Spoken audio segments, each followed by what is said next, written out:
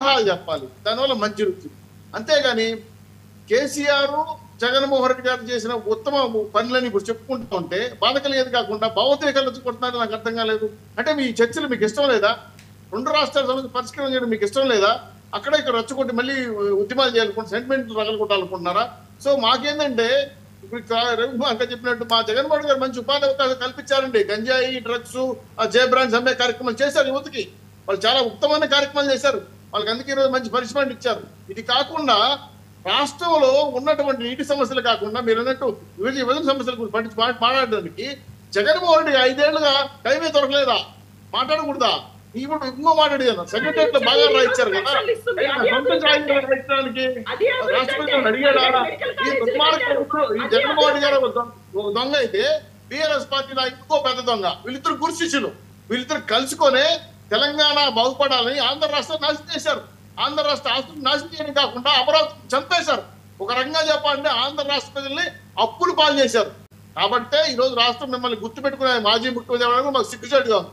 కాబట్టి మేము ఒకటే చెప్తున్నాం, ఇంకైనా మీ ద్వారా వాసుదేవన్ గారికి ఒక మాట రిక్వెస్ట్ చేసుకున్నా, మా జగన్మోహన్ రెడ్డి గారి పార్టీ నాయకుల్ని వాళ్ళందరినీ ఒకసారి హాస్పిటల్లో చూపిస్తే మంచిది. చాలా వాళ్ళకి మానసిక జబ్బులే వచ్చినట్టున్నాయి. ఎవరు మాట్లాడినా అడ్డు మాట్లాడడం, ఎవరు మాట్లాడినా హత్య చేయడం, ఎవరు మాట్లాడినా బూతులు తిట్టడం, ఎవరు మాట్లాడినా అమ్మనా బూతులు తిట్టడం, ఈ సంస్కృతి పోలా వెంకి. ఒకసారి జగన్మోహన్ రెడ్డి గారి పార్టీని ఒకసారి ఆసుపత్రి చూపిస్తే మంచిది. ఎందుకంటే వాడు బాగుంటే మేము కూడా బాగుంటాం. ప్రతిపక్షం బలంగా ఉండాలని కోరుకుంటున్నాం కాబట్టి చెప్తున్నా. దయచేసి పార్టీ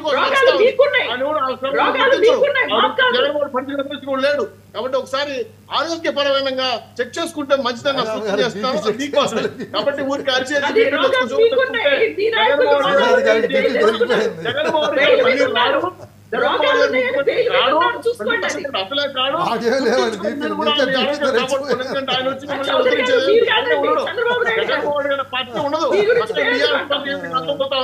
ఇక్కడ వైఎస్ఆర్ అంతమైపోతాను. గుర్తుపెట్టుకోండి, మీరు లేనిపోయిన ఆశలు పెట్టుకుని జగన్మోహన్ గారు ప్రారంభించుకోవద్దండి. మీ కుటుంబం మీ ఆరోగ్యం దెబ్బతింటారు, అర్థం చేసుకోండి. జగన్మోహన్ గారు ఉండడం ఇంకో 6 నెలలు 7 నెలలు అంతే. అక్కడ బీఆర్ఎస్ అవుట్, వైఎస్ఆర్సీపీ అవుట్. మిమ్మల్ని మీరు ఉద్యోగస్తులు, సాఫ్ట్వేర్ ఉద్యోగస్తులు ఆరోగ్యం కాపాడుకోవడం, వచ్చుకోవద్దండి. బీపీలు షుగర్ తెచ్చుకోవద్దండి. ఒక చెల్లెలుగా మీరు రిక్వెస్ట్ చేస్తున్నా. వైఎస్ఆర్సీపీ నాయకులు అందరూ కూడా చెప్తున్నా,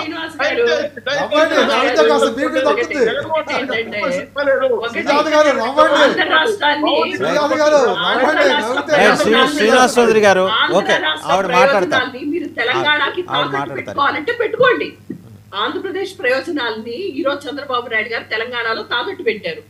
ఇది కనిపిస్తుంది ఈ సమావేశం ద్వారా. ఆయన కేవలం టీడీపీ పార్టీని అక్కడ విస్తరించుకోవడానికి మాత్రమే హైదరాబాద్ వెళ్ళారు.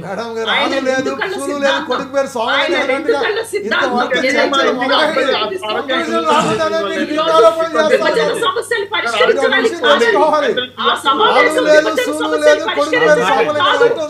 టీడీపీ అధికారాన్ని విస్తరించుకోవడానికి ఈ రోజు ఎలాగూ కాంగ్రెస్ అక్కడ బి పార్టీ ఉంది కదా, టీడీపీ బి పార్టీ కదా, కాంగ్రెస్ అక్కడ బి టీం కదా. సో బి టీం ద్వారా టీడీపీ పార్టీని అభివృద్ధి చేసుకోవడానికి ఈ రోజు వెళ్ళారు.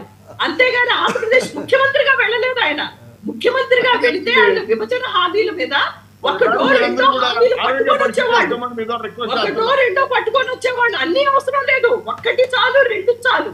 అది కూడా చేయకుండా కమిటీలు వేయడానికి అంత దూరం వెళ్ళడం ఎందుకండి? అక్కడ అధికారులు లేరా, ఇక్కడ అధికారులు లేరా? మీరు నాదొక ప్రశ్న అండి, ఒక్క నిమిషం సుజాత గారు మీరే మాట్లాడండి. నాదొక ప్రశ్న, అంటే కనీసం వాళ్ళు కమిటీలు కూడా వేసుకునే స్వాతంత్రం లేదా ఇద్దరు ముఖ్యమంత్రులకి? కూర్చొని మాట్లాడుకోకూడదా? మాట్లాడిన దాన్ని ఇన్వైట్ చేయండి, మాట్లాడటాన్ని ఇన్వైట్ చేయండి. ఒక పాజిటివ్ అటెంప్ట్ అది ఎవరు చేసినా సరే. గడిచిన 10 సంవత్సరాలు తెలుస్తూనే ఉంది, గడిచిన 10 సంవత్సరాలు తెలుస్తూనే ఉంది. అధికారులు కమిటీలు వేయటం వల్ల ఎన్ని సమస్యలు పరిష్కరించారు? మరి ఏం చేయాలండి? ఓకే, మరి ఏం చేయాలి చెప్పండి, మీరు చెప్పండి.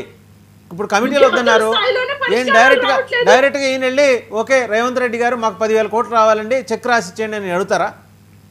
ఆయన మాకు 10,000 కోట్లు రావాలని అడుగుతారా? ఒక ప్రోటోకాల్ ఉంది, అడ్మినిస్ట్రేషన్ ఉంది, వాళ్ళు చెయ్యాలి కదా.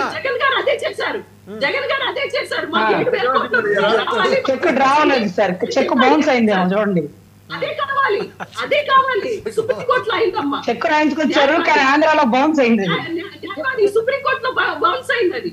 అదే దానికి కూడా మహానుభావులు ఎవరు? మళ్ళీ అమిత్ షా గారు. అందుకే Advance case అదే, fresh case. ఏమండి తెలంగాణ చేతిరాకుండా ఆయన ఎదగడం. ఒక్క నిమిషం సుజాత గారు, అమిత్ షా గారిని తొందరపడి ఏమీ అనొద్దు, మీరు పార్టీ హెడ్ క్వార్టర్స్తో మాట్లాడుకోండి, భవిష్యత్తులో వాళ్ళతో మీకు చాలా అవసరాలు ఉంటాయి. పైగా ఇక్కడ రవికుమార్ గారు ఉన్నారు, ఎంబడే బయటకు వెళ్ళగానే ఫోన్ చేసి చెప్పేస్తారు అమిత్ షాకి మీరు ఇట్లా మాట్లాడారంటే వైఎస్ఆర్సీపీ వాళ్ళని. ఎప్పుడైనా ఏంటంటే కేంద్రంలో అధికారంలో ఉన్న వాళ్ళతోటి అంత ఘర్షణ పడే పద్ధతి బిగించమని చెప్తారా? ఘర్షణ ఏం లేదండి, చెయ్యవలసింది మాకు రావాల్సిన హక్కులు అడుగుతున్నాం.